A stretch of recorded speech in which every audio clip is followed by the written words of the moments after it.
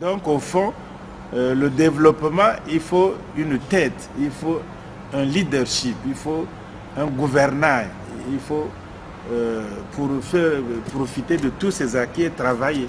C'est comme ça qu'on fait de tous les pays de la Terre. Hein. Mais les Africains croient que un autre peuple va travailler, hein, et puis on va leur donner le développement. Restez tranquille, dansez au tam-tam, et puis nous on va faire pour vous, hein, et puis vous serez heureux. S'ils font comme ça, c'est plutôt le contraire, vous serez plus exploité, plus malheureux, parce que vous ne contrôlez pas vos ressources, vos matières premières, vos mines, vos diamants, votre cuivre, votre colbate, l'uranium, ce n'est pas contrôlé. Alors, un autre prend ça pour son propre développement. Bon, s'il est généreux, il vous donne quelques miettes, et nous sommes heureux de recevoir ces miettes-là. Vous comprenez que... moi, je crois qu'on blâme aussi les autres, mais c'est les Africains eux-mêmes. C'est les Africains eux-mêmes qui ne lisent pas. Il faut lire la situation. Il n'y a pas de fatalité, il faut lire la situation. Tout le monde a subi des coups durs. Hein? Les guerres, il y a eu beaucoup de millions de Juifs. Parlons d'Israël. Beaucoup de Juifs ont été morts. Ils n'avaient pas de patrie, ils n'avaient rien. Mais le famille Israël, c'est depuis 1948 ça existe. Hein? Beaucoup d'Africains étaient déjà nés là. Mais moi j'étais déjà né. 1948 qu'on a fait Israël. Un petit pays de rien du tout. Mais tout de suite on leur a doté de belles universités, tout de suite. Hein? De haut niveau. Et on leur a doté aussi la puissance nucléaire. Ils ont les armes nucléaires, ce petit pays. Hein? Et puis après, mais tout ce qu'ils ont fait, c'est les Juifs du monde. C'est la décision politique. C'est la confiance au cadre. C'est la peur d'être encore détruit par l'histoire. D'être détruit encore par les gens. Or, nous, on n'a pas peur qu'on sera encore détruit un jour. Il faut avoir cette peur.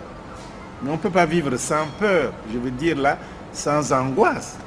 Parce qu'il faut craindre qu'on soit encore vendu comme esclave. Il faut craindre qu'on soit encore colonisé. Le monde est ce qu'il est. Il se fait en fonction des intérêts. Il faut craindre qu'on soit...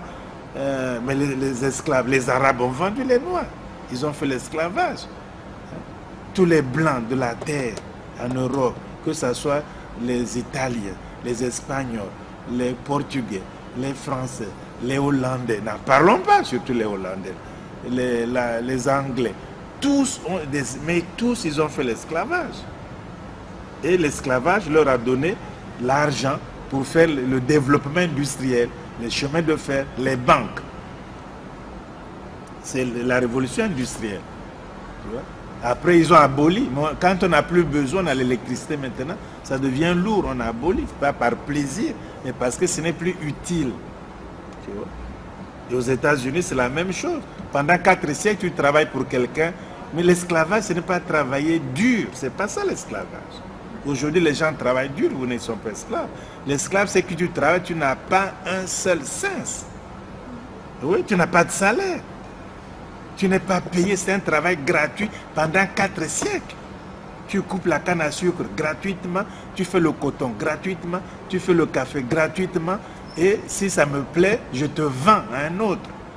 Donc, tu ne payes pas quelqu'un et tu le vends ou tu l'achètes. Un être humain qui est au rang d'un cheval ou d'un bœuf, pas plus. Tu vois? Et c'est ça. Tu fais un blanc fait l'amour avec une esclave, le blanc ne reconnaît pas que l'enfant là est son propre sang. Il doit suivre la condition de sa mère esclave. Une femme blanche fait l'amour avec un noir esclave, la femme blanche ne reconnaît pas le sang. Ton propre sang, tu le nies. Voyez-vous? Alors nous, on n'a pas peur de l'histoire. On n'a pas peur. On croit que les choses... Mais il n'y a pas d'amitié, il n'y a pas de confiance entre les peuples, entre les races aujourd'hui. Il faut voir les intérêts. Israël et tout, c'est le même peuple. Ils sont tous d'Abraham, d'Isaac et de Jacob. Mais regarde comme ils se canardent, ils se tuent tous les jours. Tu vois? Les 8, qu'est-ce qu'ils font? Les banques mondiales, qu'est-ce qu'ils font? Le Fonds international. Tu as déjà vu une banque se développer pour quelqu'un? Une banque fait l'argent pour elle-même. Et on te prête, Bon, l'argent, ils envoient leurs experts avec cet argent-là. À la fin, tu as des dettes, tu ne peux plus payer. Donc, nous avons colonisation. On a traite négrière, travail gratuit en tant qu'esclave, colonisation. Et puis, on doit des dettes. Tous les États africains sont endettés. Mais écoutez, mais vous ne réfléchissez pas. Esclaves pendant 4 siècles, colonisés pendant un siècle, divisés à Berlin. Les zones d'influence, les bases militaires, les zones culturelles, francophonie, anglophonie, lusophonie, toutes ces choses-là. Bon.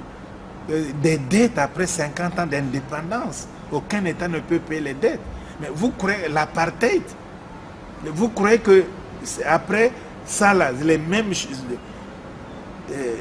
d'où ça vient là? Ils vont changer. Ils vont dire on vous embrasse et c'est fini maintenant. Hein? Ça serait peut-être pire. Avec le nucléaire, avec le sida, avec l'Ebola, avec mais ça sera peut-être pire. Hein? Il est temps de se réveiller, de décider et de tourner le dos à l'Europe. Ils ne pourront jamais aider. C'est une faute énorme de croire que l'Europe, la France, les États-Unis, ces pays esclavagistes vont aider l'Afrique. C'est impossible. Impossible.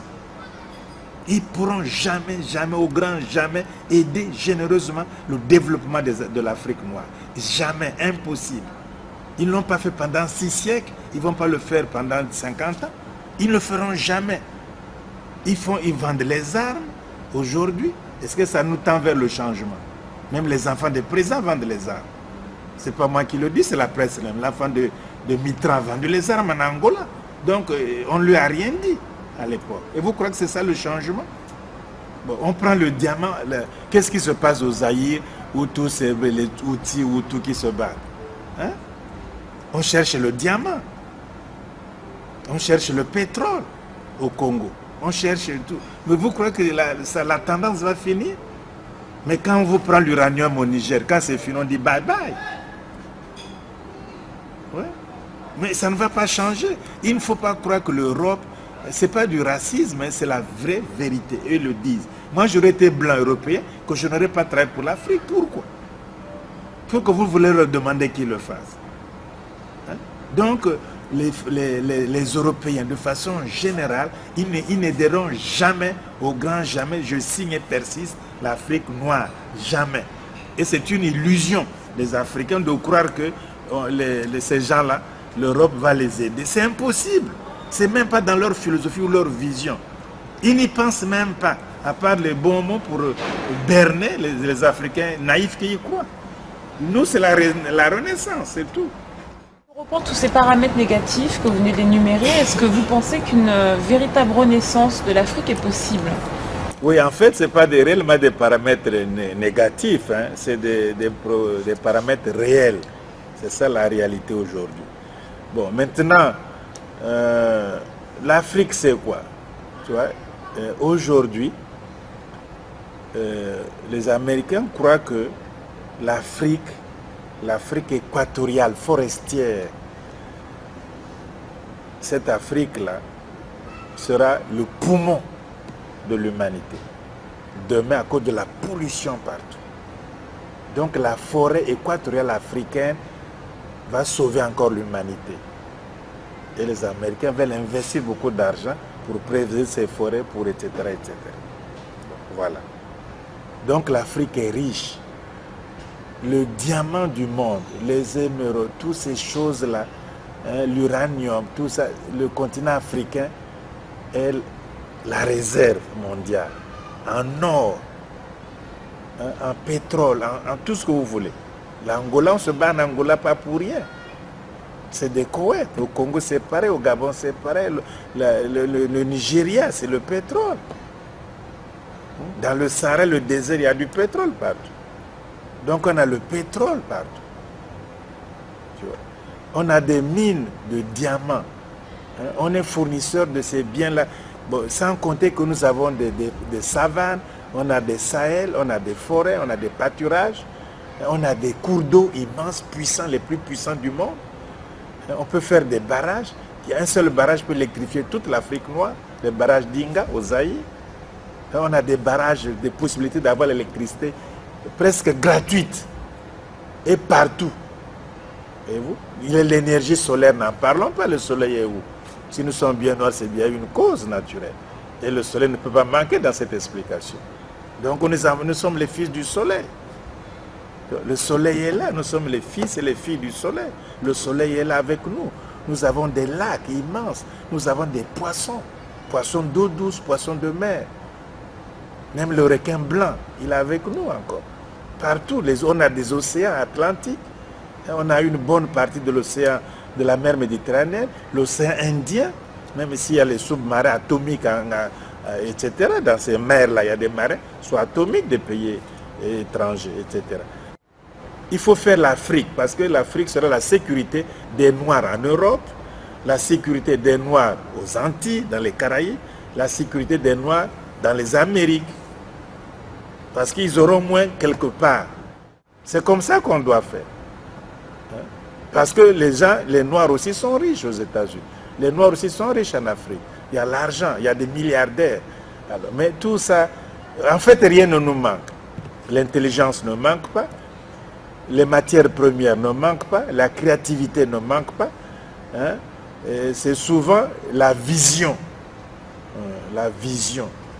Avoir une vision, quand même, il y a la tragédie qui peut arriver. Il faut se protéger au plus vite. Tu vois? Et sinon, nous encore, on mange, on boit, on danse, on dit oh, on verra bien.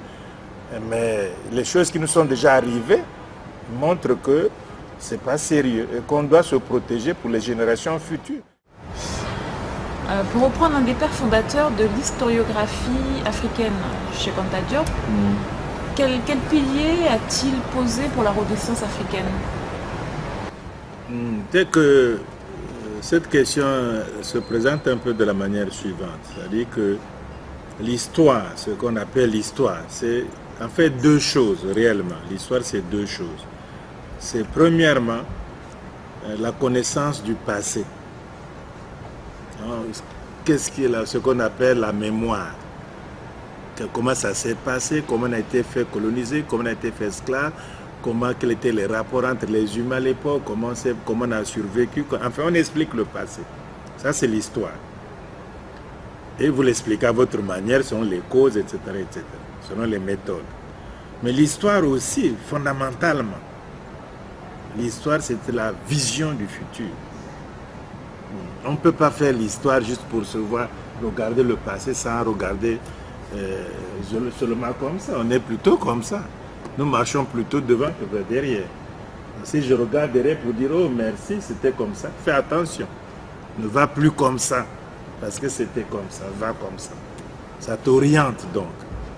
C'est l'histoire et l'étude de l'orientation dans le présent vers le futur, en fonction du passé. Non, finalement, le pouvoir va décider de l'Afrique. Il faut un nouveau pouvoir, une nouvelle orientation politique.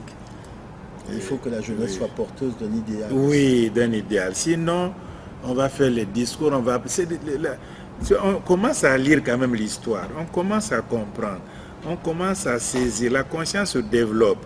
Tu vois, ça quand même, il y a des choses.